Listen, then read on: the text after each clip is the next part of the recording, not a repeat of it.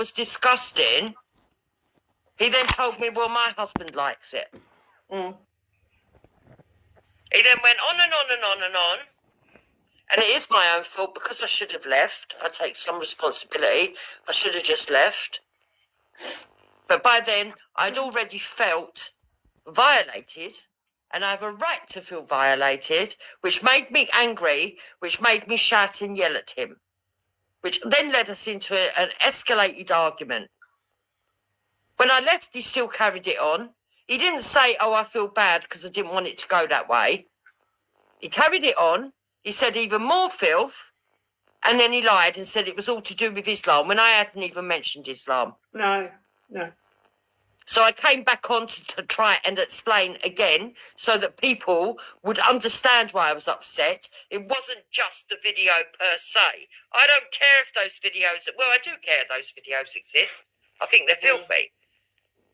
But I accept that some people like watching them and that's none of my business.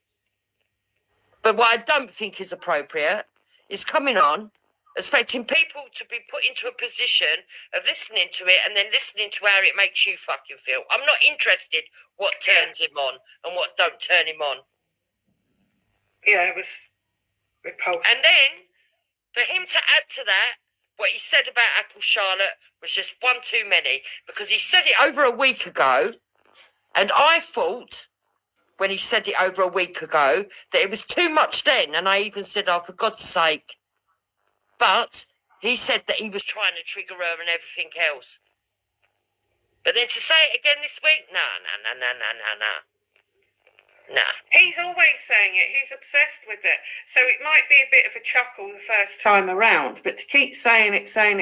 But this is a diary that he made up from a game. Exactly. And then he put her words into this diary about, I'm not in, but you can gather. Because he's got a dirty mind. Yeah, I think so. And I have a right to tell you that even if his intention was not to make me feel dirty and creeped out, he made me feel dirty and creeped out. Because I do not want to listen to any man other than my own partner telling me what pleasures him without my consent. If a man engages me in that kind of conversation and I do not want to be in that conversation, they should fucking shut the fuck up. Yeah. You do not force another woman to listen to your perversions who is not interested when they've made it quite clear they're not interested. You're not being given the red light. What you are doing then is actually sexually assaulting her verbally.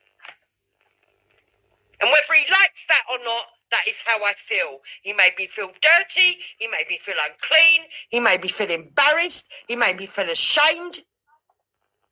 He made me feel guilty that he'd got away with doing that when I'm a married woman. I don't like any of it. Now, a lot of people might not remember this, but a very long time ago, I explained there was an incident when I was working where I was sexually assaulted.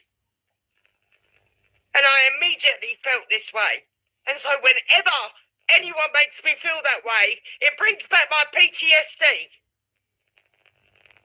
That's why I react the way I do. Now, I don't want your fucking sympathy, but I hope you understand, and if you don't, you're a bunch of ignorant cunts. Because I shouldn't have to keep telling people, listen, I don't like it.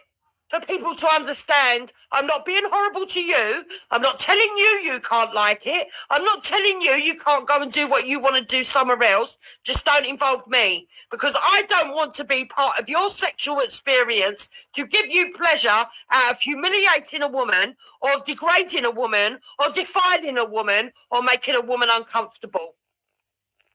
Now, I'm sorry, Yeezy, that I've had to do this because this is your new channel and I didn't want to do this to you. I really apologise. I apologise to everybody else who don't understand how I feel.